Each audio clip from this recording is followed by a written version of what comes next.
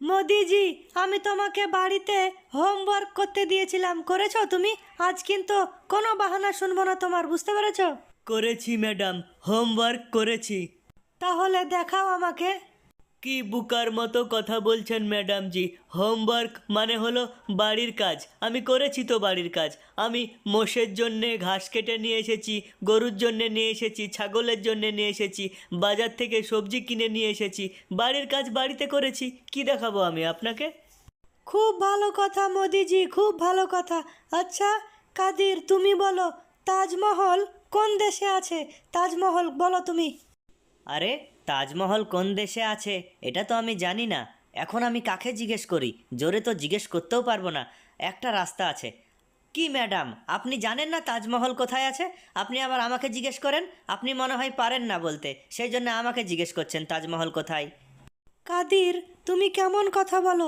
তাজমহল কোথায় আছে আমি তো জানি। তাজমহল ভারতে আগ্রাতে আছে, বুঝতে পেরেছো? আচ্ছা ম্যাডাম, আপনিও জানেন ভারতে আগ্রাতে তাজমহল আছে? আমি ঠিক এই কথাটাই বলতে চাইছিলাম আপনাকে।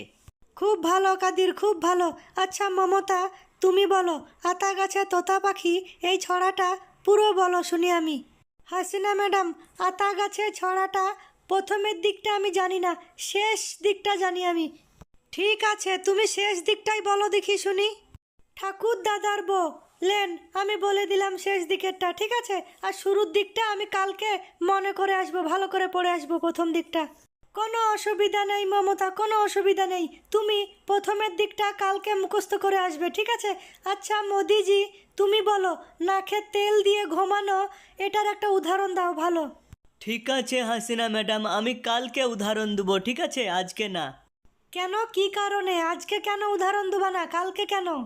কালকে বাড়িতে নাকের তেল দিয়ে ঘুমাবো আরাম করে, কালকে স্কুলে আসবো না আমি। বুঝতে পেরেছেন হাসিনা ম্যাডাম? এটাই হলো উদাহরণ, বুঝতে পেরেছেন এবার?